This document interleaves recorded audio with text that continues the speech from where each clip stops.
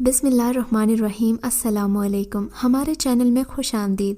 नाजरीन, आज आपके लिए मैं इंतहाई खौफनाक, सनसनीखेज और दिलचस्प कहानी लेकर आई हूँ।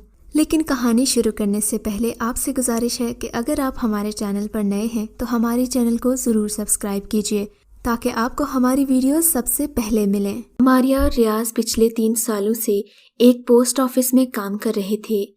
मारिया शौक चंचल सी लड़की थी जिसने पूरे ऑफिस के मर्दों को दीवाना बना रखा था, जिसकी वजह से बाकी खवातीन वर्कर्स उससे अच्छा खासा खार खाती थीं, जिसकी मारिया ने कभी परवाह नहीं की। इसकी रंगत गंदुमी थी और आंखें गहरी नीली थीं, जिनमें बला की कशिश थी। उसके बाल घने और स्याह थे, कमर से नीचे तक आते थे, जबकि रियाज 25-30 साल खूबरू नौजवान था, जिसके बाल सुनहरी और घुंघरियाले थे। वो दराज कद और सुर्ख व सफ़ेद रंगत का मालिक था। इस पर मज़ीद ये कि वो एक संजीदा और सुलझा हुआ इंसान था। ऑफिस के सभी लोग उसके इखलाक के मोतरफ थे, मगर वो बहुत ही कम बोलता था, जिसकी वजह से जो लोग उसे नहीं जानते थे वो उसे मुअज़्ज़ज़ समझते थे। उसकी संजीदगी की वजह ये थी कि उसने अपना बचपन नहायत कसम पुरसी के आलम में एक यतीम खाने में गुजारा था। वो आज जो भी था, जिस मकाम पर भी था, सिर्फ अपने बलबूते पर ही था। जिंदगी में पहली बार अगर उसे कोई औरत पसंद आई थी तो वो मारिया थी, जिस पर वो बुरी तरह फिदा हो चुका था। वो भी उसके मगरूर से नकूश और कम गोई की असीर थी। फारिग वक्त में उसके केबिन में आकर घंटों बोलती रहती और वो उसकी बातों पर मुस्कुराता रहता। अब तो पूरा ऑफिस उनकी मोहब्बत की दास्तान से वाकिफ था। इन्होंने भी उसे छुपाने की ज़रूरत महसूस नहीं की। रियाज का एक ही दोस्त था, जुनैद, जिससे वो अपने दिल की हर बात करता था। जुनैद और वो बचपन से दोस्त थे, जब वो दोनों यतीम खाने में रहते थे। जुनैद, मैं मारिया को बाकायदा प्रपोज करना चाहता हूँ।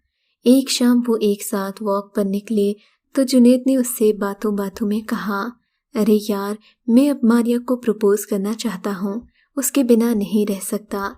जुनैद उसकी बात पर खुश होने लगा। रियाज ने उसे बताया कि 6 माह बाद उसकी सालगिरह है, तब तक वो पैसे जमा कर लेगा और फिर मारिया को प्रपोज करेगा। उसे यकीन नहीं आ रहा था कि ये उसका दोस्त रियाज इतना रोमांटिक हो सकता है। अगले दिन जब रियाज ऑफिस पहुंचा तो उसे गैर मामूली हलचल का एहसास हुआ। ऑफिस में एक नया वर्कर आया था। इसकी रंगत भी सुर्ख व सफ़ेद थी और ये गैर मामूली जहानत का मालिक था। वो जल्द ही सबसे घुल मिल गया। रियाज को वो बहुत अच्छा लगा क्योंकि वो अपनी बातों से सामने वाले को बोर नहीं होने देता था। मारिया भी उससे अच्छी खासी मुतासिर नजर आ रही थी। आने वाले का नाम दाऊद था, जो अपने दादा दादी के साथ बड़े ठाठ से रहता था। और फिर यूं हुआ कि चंद दिनों में ही मारिया रियाज को अब इग्नोर करने लगी थी। ज़्यादातर वक्त वो अपने नए दोस्त के साथ रहने लगी थी। दाऊद के साथ उसकी बढ़ती हुई दोस्ती रियाज को नज़र तो आ रही थी, मगर वो जानबूझकर नज़रअंदाज कर रहा था। दिन पर लगाकर उठते रहे। मारिया की बढ़ती हुई बेरुखी से रियाज अब बहुत परेशान रहने लगा था। ऑफिस के लोग भी उसे रहम भरी निगाहों से देखने लगे। उसे लगा कि मारिया उससे किसी बात पर नाराज़ है। जब इस शक का जिक्र उसने जुनैद से किया तो वो उसे तसल्ली देते हुए बोला कि मारिया की सालगिरह में चंद दिन रह गए हैं, फिर वो उसे प्रपोज करेगा तो उसकी नाराज़गी ख़त्म हो जाएगी। ये बात रियाज के दिल को लगी तो वो पुरसकून हो गया। सालगिरह से एक दिन पहले रियाज ने ऑफिस से छुट्टी ली और सारा दिन मारिया के लिए ऐसी अंगूठी की तलाश में फिरता रहा जो बहुत ही ख़ास हो। इस दौरान उसने मारिया से कोई राब्ता नहीं किया क्योंकि वो उसे सरप्राइज़ देना चाहता था। रात वो ठीक 11:50 पर मारिया के घर से बाहर उसके कमरे की खिड़की के ऐन नीचे खड़ा था। जुनैद भी उसके साथ था। जुनैद, ये नहीं हो सकता, मैं ऐसा नहीं कर सकता। वो जुनैद की तरफ मुड़ते हुए मिन्नत भरे लहजे में बोला, मेरे दोस्त, तुम्हें करना पड़ेगा। जुनैद ने उसे हौसला देते हुए कहा तो रियाज ने इस बात में सर हिलाया और खिड़की के साथ लगाई गई सीढ़ी पर सुर्ख रंग के गुब्बारे, सालगिरह के दीगर तोहफे और अंगूठी लेकर चढ़ने लगा। ये मंसूबा जुनैद ने तैयार किया था کہ ریاض رات کے 12 بجے ماریا کے کمرے کی کھڑکی سے کود کر اسے جگائے گا اور اسے پروپوز کر کے سرپرائز دے گا۔ اسے یقین تھا کہ اس طرح ماریا بہت خوش ہوگی، کیونکہ لڑکیاں اس طرح کے ایڈونچرس لڑکوں کو بہت پسند کرتی ہیں۔ ریاض چاروں ناچار اس کے منصوبے پر عمل کر رہا تھا، کیونکہ بہرحال وہ ماریا سے محبت کرتا تھا، اسے خوش دیکھنا چاہتا تھا۔ ماریا کے کمرے کی کھڑکی کھلی ہوئی تھی، البتہ اس کے آگے پردہ پڑا ہوا تھا۔ ریاض نے کھڑکی پر دونوں ہاتھوں کا دباؤ ڈالا۔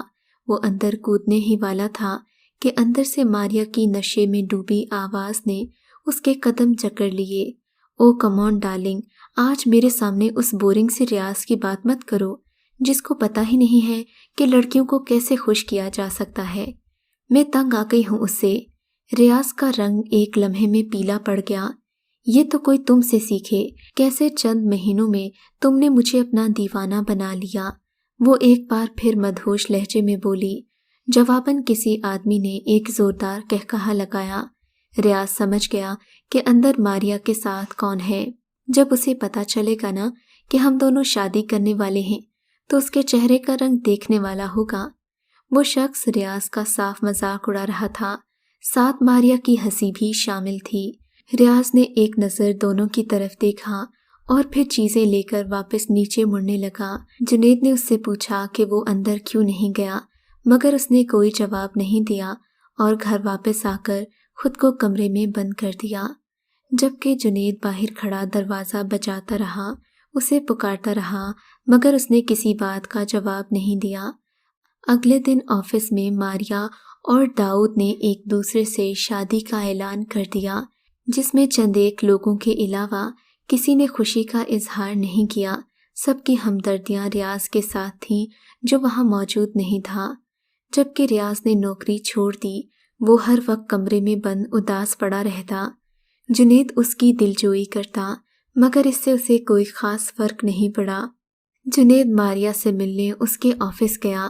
اس نے وہاں کافی ہنگامہ کیا اور ماریا کو برا بھلا کہا، مگر ماریا نے کوئی پرواہ نہیں کی، الٹا پولیس کو کال کر کے ریاض کے دوست جنید کو گرفتار کروا لیا۔ اگلے ہفتے ماریا اور جنید نے شادی کر لی۔ اسی دوران داؤد کے گرینڈ پیرنٹس کی ڈیتھ ہو گئی اور وہ ساری پراپرٹی اور بزنس داؤد کے نام کر گئے۔ داؤد اور ماریا نے آفس اور وہ شہر چھوڑ دیا اور دوسرے شہر چلے گئے۔ داؤد ماریا کو دل و جان سے چاہتا تھا۔ اس کی محبت اور دولت نے ماریا کے حسن کو اور نکھار دیا تھا، مگر داؤد اپنی کاروباری مصروفیات کی وجہ سے ماریا کو کم وقت دے رہا تھا، جس کا اسے شدت سے احساس تھا۔ اس نے سوچا تھا کہ لمبی چھٹیوں میں ماریا کو کہیں گھمانے پھرانے لے جائے گا۔ ادھر ماریا بھی روزانہ کسی نہ کسی پارٹی میں موجود ہوتی، اس کے سوشل حلقے میں تیزی سے اضافہ ہو رہا تھا۔ اسی طرح ملتے ملاتے ایک دن وہ اپنے پرانے دوست ریاض سے ملی تھی۔ ریاض نے اسے دیکھا تو سرسری انداز میں ہیلو کہا، جیسے ماریا کو اچانک پا کر اسے کوئی حیرت نہ ہوئی ہو۔ کیسے ہو ریاض؟ آج کل کیا کر رہے ہو؟ کیا شادی کر لی؟ اس نے ایک ہی سانس میں ریاض سے کئی سوال پوچھ ڈالے۔ اس کی نگاہیں ریاض سے ہٹ نہیں رہی تھیں، کیونکہ وہ پہلے سے کہیں زیادہ ہینڈسم ہو گیا تھا، قیمتی لباس پہن رکھا تھا، البتہ آنکھوں کے تاثرات برف کی مانند منجمد تھے، جنہیں ماریا سمجھ نہیں پا رہی تھی۔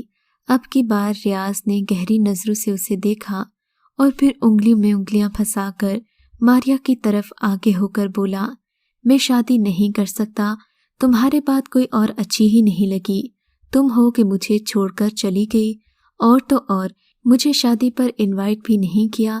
وہ دوستانہ لہجے میں کہنے لگا۔ ماریا کھسیانی سی ہنسی ہنستی۔ اس نے اپنے چہرے پر آتے بالوں کو انگلی کی مدد سے کان کے پیچھے اڑسا۔ یقین کرو جو کچھ ہوا اچانک ہوا۔ اس منحوس داؤد نے مجھے اپنی محبت کے جال میں کچھ ایسا پھنسایا کہ مجھے ہوش ہی نہیں رہا۔ اب مجھ سے شادی کر کے جیسے بھول ہی گیا ہے، اس کے پاس میرے لیے وقت نہیں ہے۔